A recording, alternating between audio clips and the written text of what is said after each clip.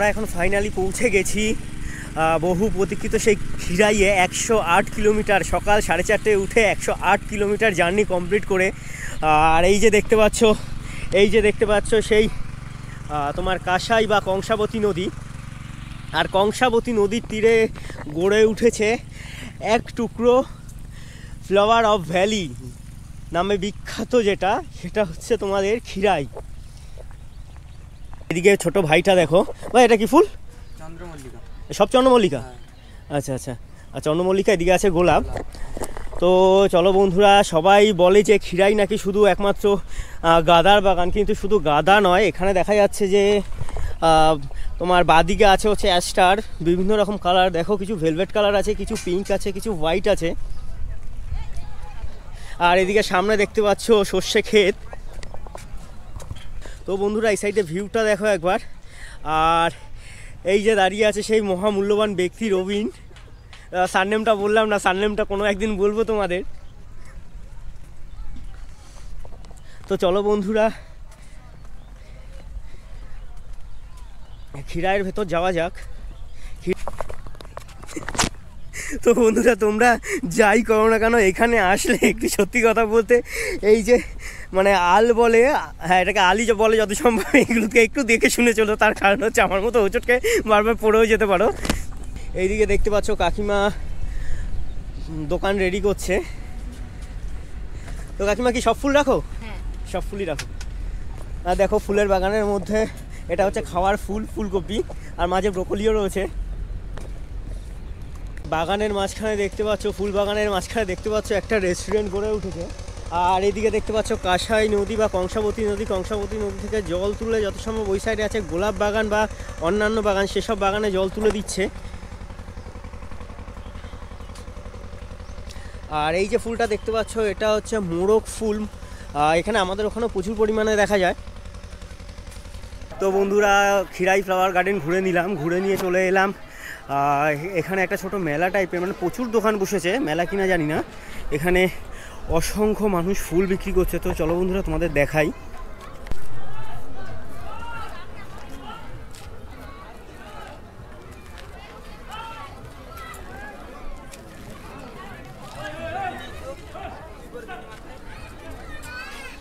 যে দেখতে পাচ্ছ কাকিমা ফুলের তোড়া বানাচ্ছে।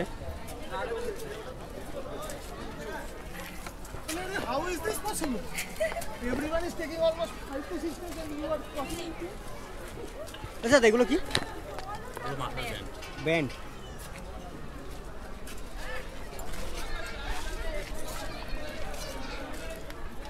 তো বন্ধুরা, আমরা তো কংসাবতী নদীর ওপারে ছিলাম। ওপারে তো আমরা গাঁদা গাছ ছাড়া তেমন, গাঁদা অ্যাস্টার ছাড়া অন্য কোনো গাছ ঠিক তেমন একটা দেখে উঠতে পারিনি।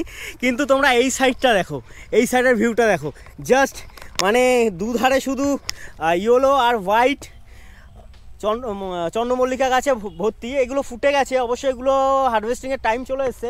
কিন্তু এই যে এই সাইডটা দেখতে পাচ্ছ, ওগুলো হারভেস্টিং হয়ে গেল। এইগুলো হারভেস্টিং হতে এখনও মিনিমাম 8 থেকে 10 দিন বা খুব বেশি হলে 15 দিন হয়তো লাগবেই। আর এদিকে আমি সামনে দেখতে পাচ্ছি গোলাপ বাগান, যেটার জন্যে সত্যি কথা বলতে এই সাইডটায় আসা, গোলাপ বাগান নিয়ে, মানে গোলাপ বাগান দেখার খুবই ইচ্ছা ছিল। এই যে দেখতে পাচ্ছ গোলাপ বাগান, দেখো কি অসাধারণ।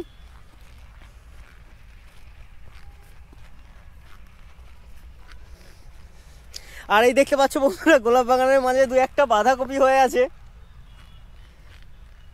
আর ওই যে ফুলগুলো যেটা দেখালাম, ওটা হয়তো 8-10 দিন বা 15 দিন লাগবে। এই ফুলটা কিন্তু আর 4-5 দিনের মধ্যেই হারভেস্টিংয়ের টাইম, মানে হারভেস্টিংয়ের সময় হয়ে যাবে।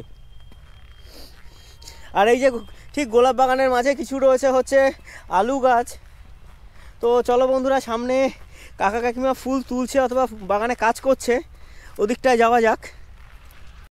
এদিকে দেখতে পাচ্ছ একটা দাদা ফুলগুলো হারভেস্টিং করে নিয়ে যাচ্ছে। আর এই সাইডে আছে, আচ্ছা দাদা, এই চন্দ্রমল্লিকা ভ্যারাইটিটার নাম কি? ভ্যারাইটি বলতে চন্দ্রমল্লিকাই তো এটা, কিন্তু চন্দ্রমল্লিকা তো অনেক ভ্যারাইটি আছে। যেমন ওই যে ওগুলো একটা ছোটো টাইপ সেট চন্দ্রমল্লিকা, আর এইগুলো অনেক বড় টাইপের। বড় টাইপের নয়, ওটা বাতাসা। আচ্ছা আচ্ছা, আর এটা? ওটা বাতাসা, এটা চন্দ্রমল্লিকা। আচ্ছা, এটা চন্দ্রমল্লিকা, ওটা বাতাসা। আচ্ছা আচ্ছা, ওরই পাশে যেটা আছে, হ্যাঁ, ওটা হচ্ছে ওয়েস্টেজ 2। আচ্ছা। আর ওর ওর যে ভ্যারাইটি যে হলুদটা সেটা কেউ হয়তো লাগাইছে, কেউ হয়তো লাগায়নি, এরকম। আচ্ছা আচ্ছা, মানে সবাই সব রকম মিক্স করে লাগিয়েছে। হ্যাঁ, কেউ হয়তো লাগাচ্ছে, কেউ হয়তো। তো এবছর ফুলের মার্কেট কেমন? মার্কেট খুব সুবিধা নেই, একদম সুবিধা নয়। ওই 2.5 টাকা 3 টাকা, বেশি নয়। খরচা অনেক হয়ে যাচ্ছে। আমাদের বন্যার আগে তোমার ধরো না 3 টাকা পিস চারা কিনা হয়েছে। আচ্ছা, সে তো গেল পুরো, তারপর তো পুরো লসের কথা হচ্ছে। আবার মানুষ সেই 3 টাকা 20, 3 টাকা 40 করে সব চারা কিনা হয়েছে। আচ্ছা, মানে প্রথমে বন্যা হয়েছিল, বন্যায় চারা নষ্ট হয়ে যায়, তারপরে 3 টাকা 4 টাকা করে চারা কিনতে হয়েছে। তা সেই তুলনায় আমরা বাজার সেরকম পাচ্ছি না। এই তো আবার তোমার এই আগামী শুক্রবার থেকে তোমার মাধ্যমিক পরীক্ষা স্টার্ট। হ্যাঁ, এবারে হলে আমরা ফুলটা বাজারটা কী করে পাবো? আবার মাধ্যমিক পরীক্ষা শেষ, উচ্চ মাধ্যমিক পরীক্ষা আরম্ভ, তাহলে আমরা পাবো কী করে বাজারটা? এর বলুন। সত্যি কথা বলতে বন্ধুরা, অন্যান্য বছর ঝড় হয়, বৃষ্টি হয়, গাছের চারা নষ্ট হয়ে যায়, কিন্তু অ্যাটলিস্ট ফুল চাষিরা মানে পয়সাটা পায়, ফুলের দামটা পায়। কিন্তু এবছর জাস্ট একটা বন্যা হয়েছে, বন্যার পরে গাছের চারার দাম অত্যাধিক পরিমাণে বেড়ে গেছিলো। কারণ 1.5 টাকা চারা প্রায় 2 টাকা, 2.5 টাকা, 3 টাকা, কখনো বা 4 টাকা পর্যন্ত, 4 টাকা দরে পর্যন্ত চারা কিনেছে। সেই তুলনায় আর একটা সময় মানে এই সময়টায় যে ফুলের দামটা থাকা উচিত, সেই তুলনায় ফুলের দাম নেই। কিন্তু ফুলের ফলন অবশ্যই এবছর অন্যান্য বছরের তুলনায় বেশি। দেখান, তোমরা দেখতেই পাচ্ছ।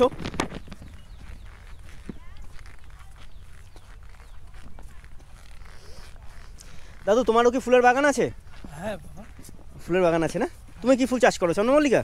আমার আচ্ছা, এখানে সবাই চন্দ্রমল্লিকাই চাষ করে বেশি। চন্দ্রমল্লিকাই চাষ করে বেশি, আর অন্য কোনো চারা গাছ খুব কম হয়।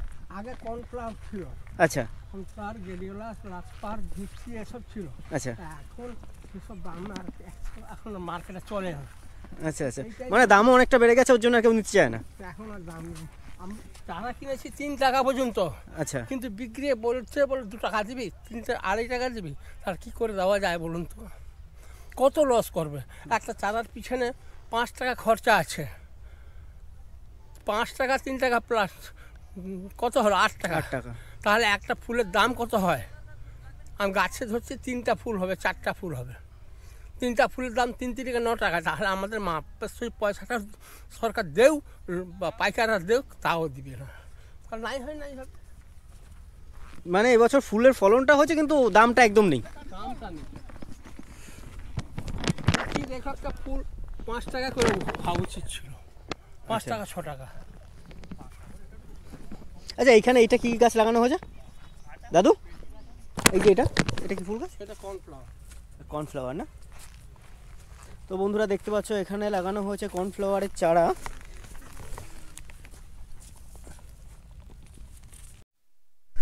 সত্যি কথা বলতে বন্ধুরা, এখানে 2-3 জন ফুল চাষির সাথে কথা বললাম, ওরা সত্যি খুব ক্রুদ্ধ। তার কারণ একটাই, একটা গাছ কম করে 3-4 টাকা করে লাগিয়ে গাছের পেছনে ধরে নিন আরও 6-7 টাকা খরচ করে একটা গাছের দাম পড়ে গেছে প্রায় ধরে নিন 10 থেকে 12 টাকা। সে তুলনায় এনারা কিন্তু পয়সা পাচ্ছে না, কারণ এখন একটা ফুলের মূল্য 2 থেকে 3 টাকা, যেটা খুব বেশি হলে 5 টাকা হওয়া উচিত।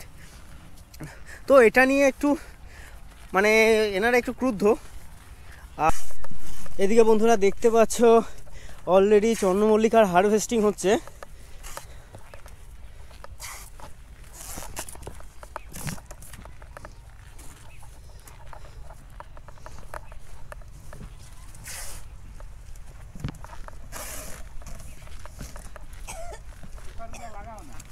মাসি, এই ফুলগুলো কোথায় যায় প্যাকিং হয়? হ্যাঁ, বিভিন্ন রাজ্যে। আচ্ছা আচ্ছা, মানে এখান থেকে তো একটা পাইকারি মার্কেটে নিশ্চয়ই যায়। আচ্ছা আচ্ছা,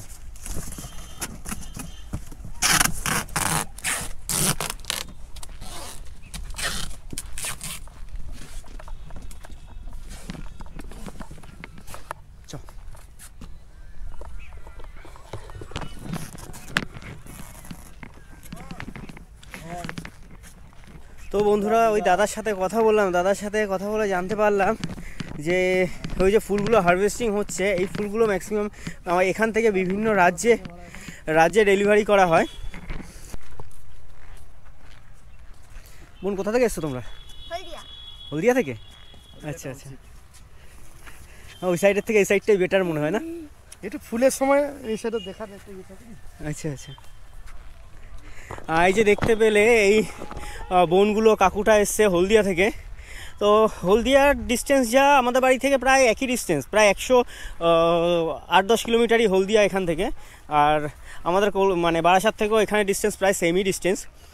তো দেখো, যারা সত্যি কথা বলতে ফুল ভালোবাসে, যারা ঘুরতে ভালোবাসে, তারা অবশ্যই একবার হলেও ক্ষীরায় আসা উচিত। আর ক্ষীরায় আসলে ক্ষীরা স্টেশনের পাশেরটায় নয়, অ্যাকচুয়ালি স্টেশন থেকে এটা বেশ অনেকটা ডিস্টেন্স, এই জায়গায় আসা উচিত। তো সামনে কাকা আছে, কাকাকে জিজ্ঞাসা করার চেষ্টা করবো একবার। আচ্ছা কাকা, এই জায়গাটার নাম কি? এটা ভবানীপুর না? আচ্ছা আচ্ছা আচ্ছা। তো বন্ধুরা, কাকাকে জিজ্ঞাসা করলাম, কাকা বললো যে এই জায়গাটার নাম ভবানীপুর। অ্যাকচুয়ালি আমরা ক্ষীরায় গেছিলাম, ক্ষীরায় গিয়ে তেমন কিছু তো সেভাবে দেখতে পাইনি গাঁদা বাগান ছাড়া, কিন্তু এই ভবানীপুর এসে অনেক কিছুই দেখতে পেয়েছি। এখানে সব ধরনের ফুলই চাষ হয় কম বেশি, কিছু হারভেস্টিং হয়ে গেছে, কিছু হারভেস্টিং হতে বাকি আছে। তো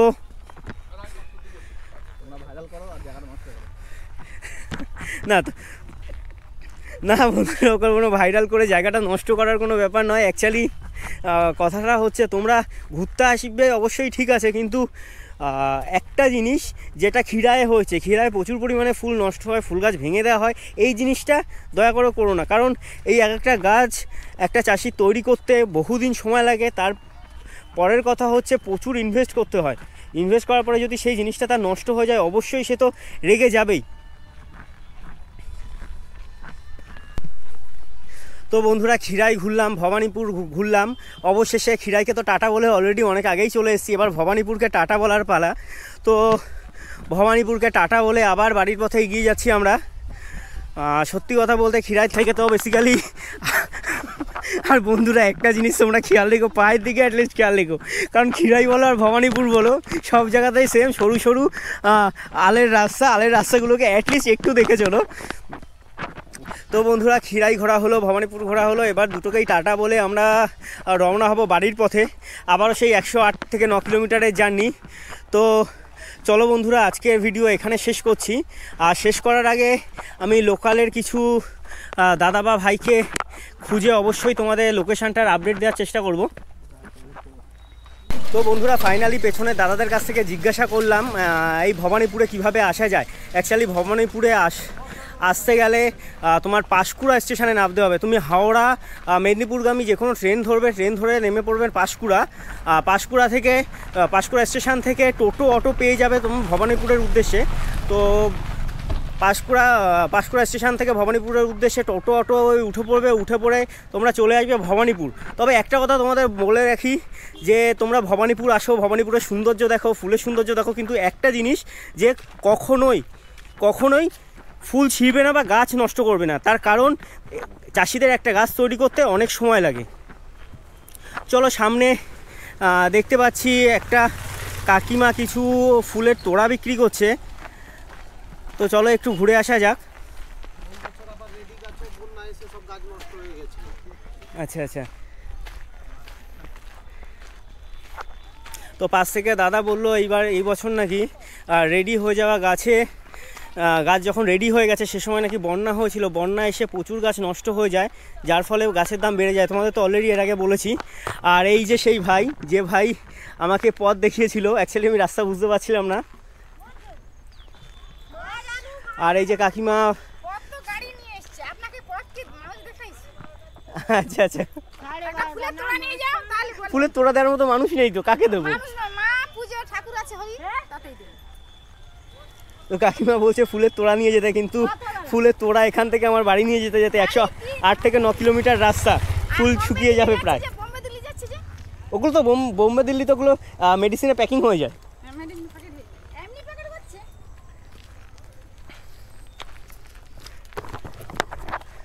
তো ফাইনালি বন্ধুরা, ফুলের দেশ বা ফুলের রাজ্য ভবানীপুরকে টাটা বলে আমরা এগিয়ে যাচ্ছি বাড়ির উদ্দেশ্যে।